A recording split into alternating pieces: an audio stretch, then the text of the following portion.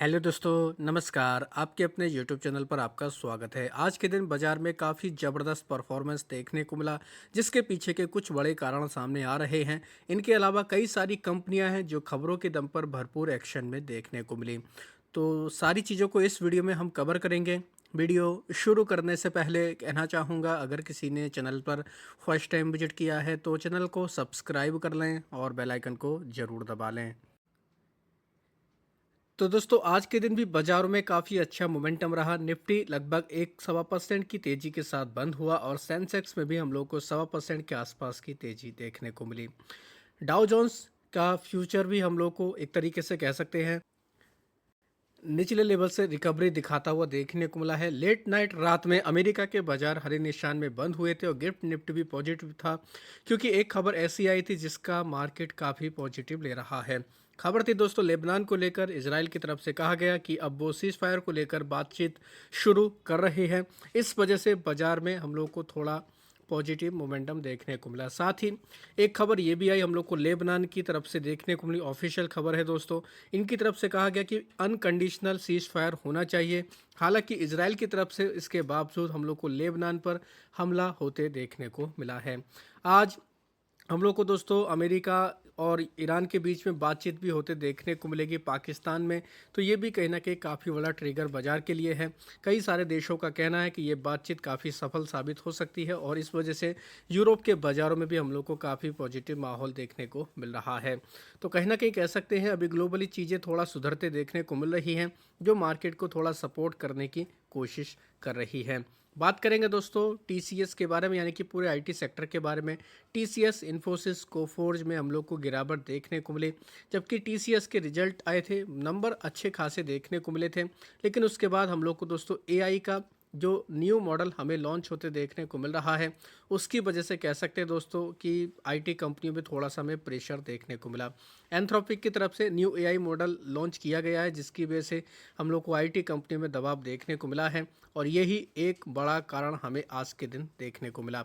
साथ ही बात करेंगे दोस्तों आईटी कंपनियों के बारे में, तो आईटी कंपनियां ऑलरेडी काफ़ी टूट चुकी हैं। टीसीएस देखा जाए 52 वीक हाई से 30% तक गिर चुकी है। इन्फोसिस में 25% की गिरावट, एचसीएल टेक 19% टूटा है, विप्रो 25% की गिरावट, टेक महिंद्रा में 22%, कोफोर्ज लगभग 38%, एलटीआई एंट्री में 30% की गिरावट रही और परसिस्टेंट सिस्टम लगभग 18% टूटा है।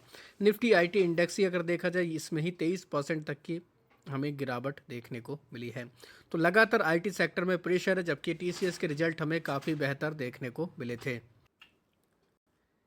विप्रो में भी हम लोग को प्रेशर देखने को मिला। हालांकि विप्रो को लेकर हम लोग को जो खबर देखने को मिली, 16 अप्रैल को जो कंपनी की बोर्ड की मीटिंग हुई जिसमें कंपनी बायबैक का ऐलान करेगी, उस पॉजिटिव खबर का भी कोई असर विप्रो के ऊपर देखने को नहीं मिला। इसमें भी गिरावट रही, यानी कि पूरा आईटी सेक्टर ही हमें प्रेशर में देखने को मिला है।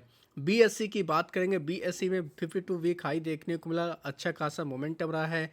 हिस्ट्री लेवल पर ये कंपनी फिलहाल हमें देखने को मिली, यानी कि इतिहास का सबसे बड़ा हम लोगों को इसका आज के दिन ये लेवल देखने को मिला। हालांकि कंपनी ऑलरेडी कई बार बोनस दे चुकी है, तो इस वजह से इस कंपनी का प्राइस काफ़ी नीचे है। अगर बोनस नहीं देती तो काफ़ी ऊपर इसका प्राइस देखने को मिल सकता था। आई है आज के दिन तेजी? क्योंकि सेबी की तरफ से अप्रूवल दिया गया है डेरिवेटिव लॉन्च करने को लेकर, बीएसई फोकस आईटी इंडेक्स को लेकर, और इसी वजह से हम लोगों को इस कंपनी में ये पॉजिटिव मोमेंटम देखने को मिला। बात करेंगे दोस्तों म्यूचुअल फंड का डेटा आया है मार्च 2026 का, जो कहीं ना कहीं काफ़ी चौंकाने वाला डेटा है। 56% का इक्विटी में इन्फ्लो हमें देखने को मिला म्यूचुअल फंड के जरिए। इसलिए लगातार डीआईएस की तरफ से बाजार में खरीदारी की जा रही थी। 40,450 करोड़ के आसपास ये हमें डेटा देखने को मिला, जो फरवरी में 25,977 करोड़ का डेटा था। Association of mutual fund in India AMFI की तरफ से ये डेटा जारी किया गया है। सबसे इंपॉर्टेंट पॉइंट क्या है दोस्तों, वो ये है कि स्मॉल कैप में काफ़ी ज़बरदस्त तरीके से हम लोग को इन्फ्लो आते देखने को मिला है। 6,263 करोड़ के आसपास देख सकते हैं आप लोग। फ्लेक्सी कैप फंड में 10,054 करोड़, स्मॉल कैप फंड में 6,263 करोड़ का ऐसा, मिड कैप में भी अच्छा खासा हम लोग को एक तरीके से इन्फ्लो आते देखने को, जो कहीं ना कहीं कह सकते हैं इसी वजह से हम लोग को थोड़ा बहुत स्मॉल कैप और मिड कैप वाली कंपनियों में रिकवरी के चांसेस भी देखने को मिल रहे हैं। और ये जो हम लोग को डेटा देखने को मिला, तो एएमसी से जुड़ी हुई कंपनियों में भी हम लोग को इस खबर का असर देखने को मिला है। खास तौर पर देखा जाए एचडीएफसी एएमसी, निपॉन एएमसी, साथ ही आईसीआईसी प्रू एएमसी, इन कंपनी में हम लोग को इस खबर की वजह से आज के दिन पॉजिटिव मोमेंटम भी देखने को मिला। बात करेंगे पावर मेक के बारे में। पावर मेक में खबर है कंपनी को 296 करोड़ का ऑर्डर मिला है। मुंबई मोनोरेल O&M कॉन्ट्रैक्ट मिला है। ये अर्बन ट्रांजिट सेगमेंट पे काम करेंगे, तो ये भी कहीं ना कहीं कह सकते हैं इम्पोर्टेंट अपडेट है। अजमेरा रियलिटी की तरफ से भी अपडेट आया है। कंपनी ने FY26 का प्री सेल्स का डेटा रिलीज किया है। 57% की यहाँ पर ग्रोथ देखने को मिली है। 1701 करोड़ के आसपास रिपोर्ट किया। कंपनी का कलेक्शन भी हमें बढ़कर आते देखने को मिला है।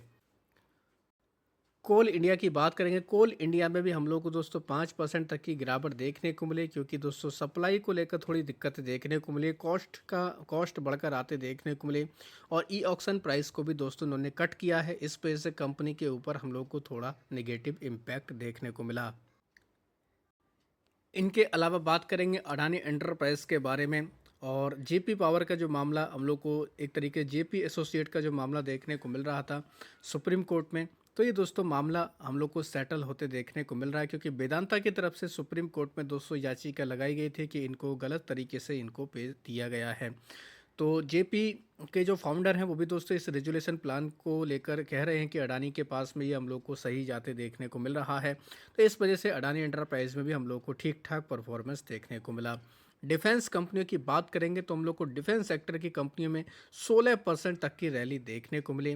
खासतौर पर एक्वस, HAL, पारस डिफेंस जैसी कंपनियों में ज़बरदस्त परफॉर्मेंस देखने को मिला है, क्योंकि जो DAC की मीटिंग हुई थी जिसमें लगभग 2.25 लाख करोड़ से ज़्यादा का हम लोग को डिफेंस एक्विजिशन को मंजूरी दी गई थी। उसके बाद इन कंपनियों में कोई हलचल नहीं रही, क्योंकि मिडिल ईस्ट में तनाव की वजह से जो इनके हम लोग को रॉ मटेरियल देखने को मिलता है उसका आदान प्रदान नहीं हो रहा था, उसका हम लोग को इंपोर्ट देखने को नहीं मिल रहा था। इस वजह से इन कंपनियों में भी काफ़ी दबाव था। अब हम लोग को सारी चीज़ें नॉर्मलाइज होते देखने को मिलने वाली हैं, तो इसी वजह से डिफेंस कंपनियों में हम लोग को शानदार रिकवरी देखने को मिल रही है। और इन कंपनियों ने जो अपना दोस्तों FY20 का जो पूरा वित्त वर्ष का जो डेटा था उसको रिलीज़ किया, वो भी काफ़ी चौंकाने वाला देखने को मिला, और अच्छे आंकड़े आने की वजह से हम लोग को डिफेंस कंपनी में काफ़ी अच्छा मोमेंटम भी देखने को मिल रहा है। बाकी अगर और कंपनियों की बात करें तो उनमें भी काफ़ी ज़बरदस्त परफॉर्मेंस रहा। HAL, मजगान डॉक शिप बिल्डर, पारस डिफेंस, इनमें 1 से 2% की रैली रही। GM फाइनेंशियल की तरफ से कहा जा रहा है कि HAL फेवरेबल है, रिस्क रिवार्ड रेशियो ठीक ठाक है, और इसमें हम लोग को अच्छा मोमेंटम भी देखने को मिला, और 4,875 तक का ये इसमें लेवल बता रहे हैं। ये जो हम लोग को सारी चीज़ें देखने को मिले, ब्रॉडर मार्केट में भी गेन है, और सीज फायर जो देखने को मिला US ईरान में, इसकी वजह से भी हम लोगों को डिफेंस कंपनियों में ज़बरदस्त मोमेंटम देखने को मिल रहा है। तो दोस्तों ये थे कुछ अपडेट, कुछ खबरें जिनकी वजह से हम लोग को इन कंपनियों में काफ़ी ज़्यादा हलचल देखने को मिली, और बाजार में भी काफ़ी उतार चढ़ाव देखने को मिला। चाहे तो आप इन खबरों को डिटेल में जाकर पढ़ सकते हैं, उसके अकॉर्डिंग अपनी रणनीति बना सकते हैं। वीडियो अगर आपको अच्छा लगा तो चैनल को सब्सक्राइब कर लें और बेल आइकन को ज़रूर दबा लें।